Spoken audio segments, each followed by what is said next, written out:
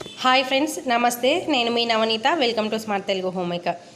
ఇవాళ నేను మీకు మిరపకాయ బజ్జీలు ఎలా చేయాలో చూపెట్టబోతున్నాను అండి. చాలా చాలా ఈజీ అండి. ఇది స్ట్రీట్ సైడ్ ఫుడ్.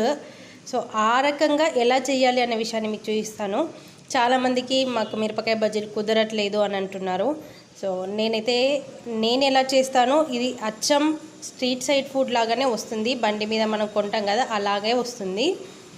దానికోసం ముందుగా మనం బజ్జీ మిరపకాయలను తీసుకొని మనం ఏ సైజులో మిర్చి బజ్జీ కావాలనుకుంటామో ఆ సైజులో కట్ చేసుకొని నిలువుగా ఘాటు పెట్టుకొని దాని మధ్యలో ఉన్న మిరపగింజలను తీసేయాలి. ఒకవేళ మీకు మిరపకాయ బజ్జీలు కారంగా కావాలి అనుకుంటే ఆ గింజలు తీయకపోయినా సరే. ఇప్పుడు ఈ మిరపకాయ బజ్జీలలో మనం గింజలు తీసేసిన తర్వాత దాంట్లోపల కొంచెం ఉప్పును మనము రుద్దుకోవాలి. ఎక్కువ ఉప్పు రుద్దుకోవద్దు. ఎక్కువ ఉప్పు రుద్దుకుంటే మనకు టేస్ట్ చేంజ్ అవుతుంది.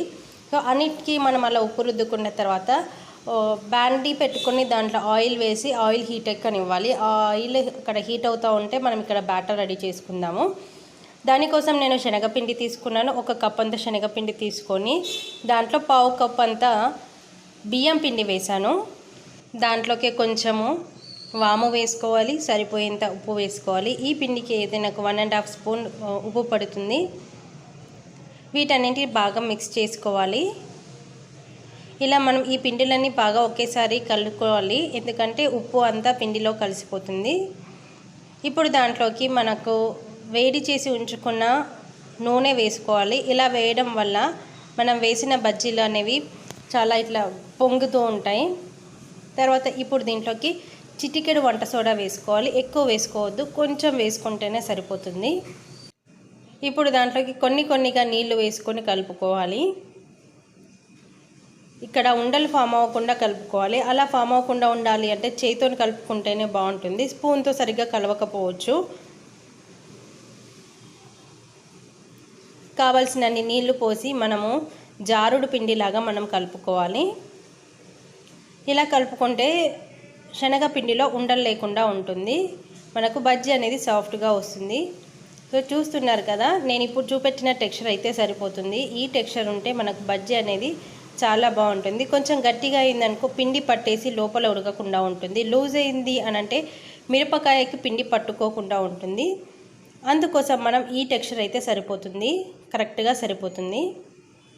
ఇప్పుడు మనం మిరపకాయని ఇలా డిప్ చేసి ఒక సైడ్ నుంచి ఆ పిండి బౌల్ నుంచి రాసామంటే ఒక సైడ్ నుంచి మిరపకాయ తేలినట్టు కనిపిస్తుంది మనకు, ఒక సైడ్ ఏమో మిర్చి పిండి ఉంటుంది. ఇలా అయితే ఏమవుతుంది అని అంటే మనకు స్పైసీ ఎక్కువ కాకుండా మిరపకాయ కూడా ఉడుకుతుంది, పిండి కూడా ఉడుకుతుంది.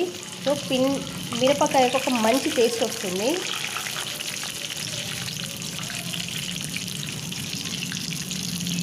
మనం బజ్జీలు వేసేటప్పుడు ఎప్పుడైనా కానీ హై ఫ్లేమ్లో ఉంచుకొని చేసుకోవాలి. లో ఫ్లేమ్లో పెట్టుకున్నాము అని అంటే నూనె పట్టేసి మనకి ఆయిల్గా అనిపిస్తుంది. డీప్ ఫ్రైస్ ఏవి చేసినా కానీ మీడియం టు హై ఫ్లేమ్లోనే చేసుకోవాలి. లో ఫ్లేమ్లో మాత్రం డీప్ ఫ్రైస్ చేసుకోకూడదు.